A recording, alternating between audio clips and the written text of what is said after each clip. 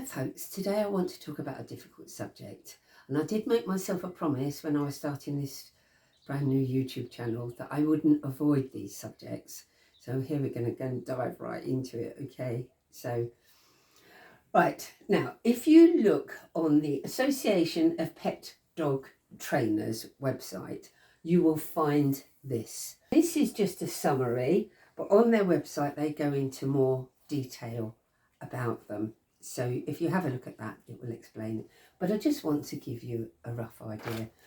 Now, when I was the animal welfare officer, I obviously got called out to incidences because I was authorised under all animal legislation and all environmental health legislation. So if there was an incident, I was involved in it. And you have to have some kind of guidance of whether a dog is dangerous. Because I had two hats on. I was animal welfare officer, and of course I loved the animals, and especially dogs, but also I was authorised to deal with legislation. So I had to make sure I was 100% fair to everybody, right? So Dr. Ian Dunbar, I went to, I can't even tell you how many seminars, but I am talking 30 years ago now. But he was such an interesting speaker. He's got degrees coming out of his ears. He's really, really a good dog psychologist or behaviourist, whatever you'd like to call him. But he's very interesting. And God, I really liked going to his seminars. I learned so much from them. Now, he came up with a way of helping all of us that dealt with dogs, is that how we could guess or be guided whether a dog is dangerous or not. Okay, and he came up with this levels of bite, and it really did help us. It helped me, certainly. And you will see it on many websites now where nearly everybody that's anybody in the dog world will quote this. And the Association of Pet Dog Trainers are probably one of the top organisations in the UK.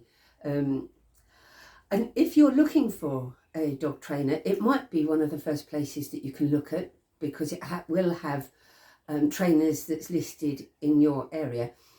If they're not listed under this, it doesn't mean that they're not good trainers. You know, it just depends on whether they want to be part of the organisation and be guided by their rules.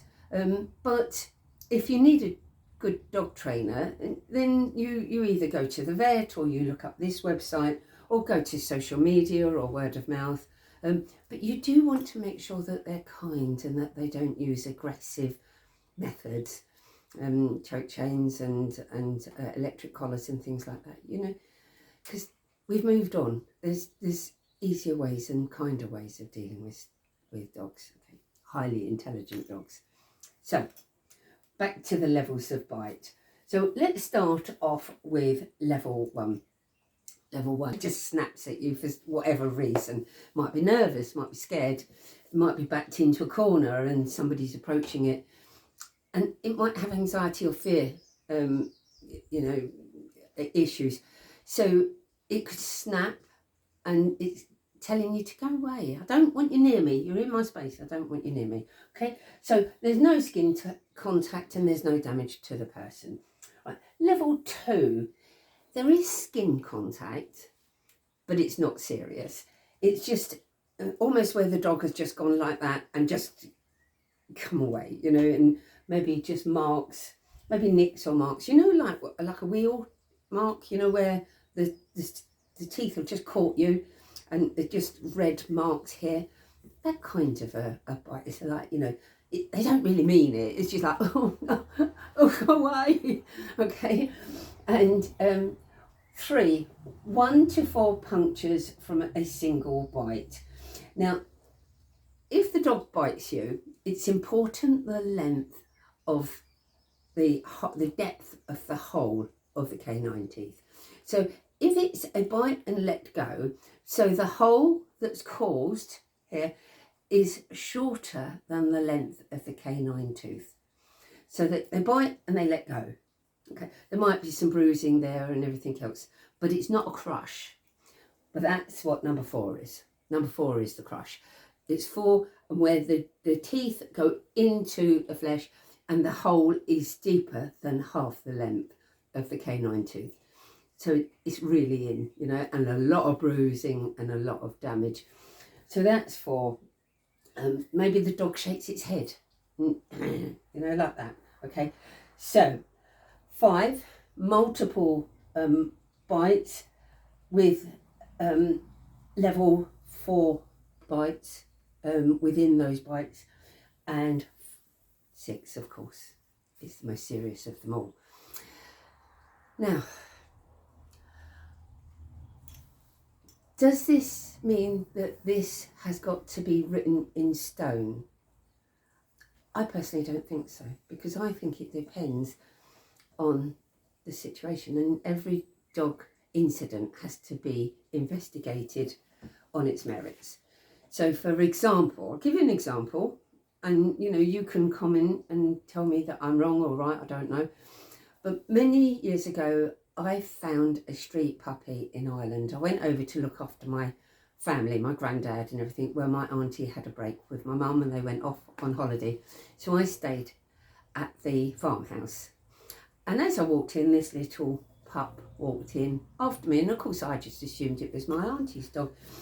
And when all my little cousins came down, and I'd made cakes and apple pies for everybody, and they were all sitting around, of course there wasn't a peep out of them because they were so shy. They were all sitting there like looking at me. And I said, after a few days, I said, "What's the name of the pup anyway?" So they all sort of, don't know. They looked at me as if I was mad, because they thought the pup had come with me, and I thought it was my Auntie Eileen's pup. So anyway, she came back and the pup was still there, and we tried to make inquiries, but we couldn't find out who the owner was. So I brought him back to England with me, and his name was Ragnar, or Ragamuffin, or Raggy. And he lived to 17. And I'm telling you, he was the bravest, loveliest dog in the whole world. He was so proud. And he really lived up to his name of Ragnar. He was like a golden ginger, fox-coloured German Shepherd. He was a big, strong dog, you know.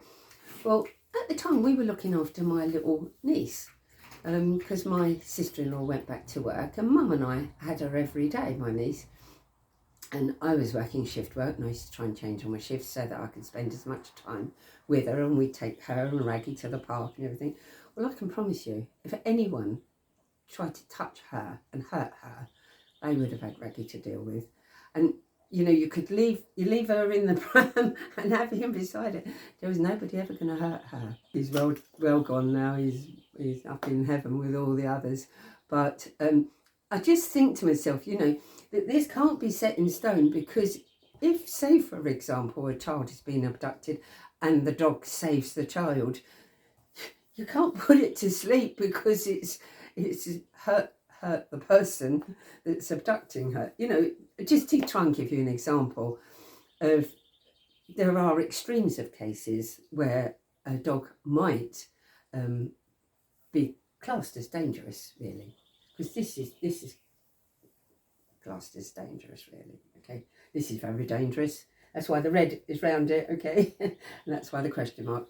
So these have got bite inhibitions. This is probably hasn't, and these would be classed as not having bite inhibition. Okay? But you know, I think that every case on its merit, really. I might get shot down in flames over this, but you know, I just got to look at it logically, really. Now, I'm going to give you an example, and you can make your own mind up and maybe put comments down below and see what you think. Is that, and I can talk about this because it was over 25 years ago, and both of these elderly people almost certainly won't be here at the moment, you know, now. So I was called out by the park rangers to investigate a dog attack, a dog bite. And what happened was that there was an elderly lady sitting in the park cafe, and her dog was on a lead, and it was a fairly long lead, and it was reactive to other dogs. And a dog went past, and this dog went to get at the other dog, but it couldn't reach it because it was on a lead, and it redirected its aggression at the poor man sitting having a cup of tea and a cake in his wheelchair in the next table. And he didn't want the dog, the owner prosecuted and the dog possibly put to sleep. You know, he liked dogs. He didn't want that. And it was a bruise. And he said, you know, I'll get over this. It scared me and but I don't want the dog put to sleep. So I went back to the owner and I typed up this agreement. And I said to her, you know, if you sign this, I won't prosecute you. But if you break the terms of this agreement, I'll be coming down on you like a ton of bricks, because I have to make sure that people are safe in the park or anywhere really. So the agreement was that she kept the dog on a shorter lead, not a long flexi lead or extendable lead, or a long line. So she had to keep the dog on an ordinary short lead, about, you know, within 6 foot lead really. And it had to be muzzled, and she could only walk around the edge of the park, on the path, round the edge. It was a big park, round the edge of the park, and she wasn't allowed to take the dog to the cafe again. And I thought that that was a good solution. But I did say to her, you know, if you break the terms of this agreement, and I gave a copy of it, and she did sign it. I gave a copy to the park rangers, and I said, if you see her breaking the terms of this agreement, you must let me know, and I'll go straight round there, and I will deal with this legally. Okay, so anyway, she never broke the terms of the agreement, and she walked around the park, and I saw her walking around, you know, way right at the edge of the park, all the way around, and she never went to the cafe again. So I thought that that was a good solution, and you know, the dog didn't suffer. The woman agreed because she realised it was a serious incident. And so I'd be interested to know what you thought of that, whether you thought that my actions was the right way around. I personally am still really happy with the action I took. And I tell you, it got round to my area, my borough, like lightning. Oh yeah, and oh yeah, it spread. It was like, honestly, everybody seemed to know about it. And you know what? I don't think I ever had hardly another incident in the parks while I was animal welfare officer. Again, I think it was sort of seen as zero tolerance, and that I did something about it, and I think everybody thought it was the right decision, and it really did work. It worked within the borough, and you'd be surprised.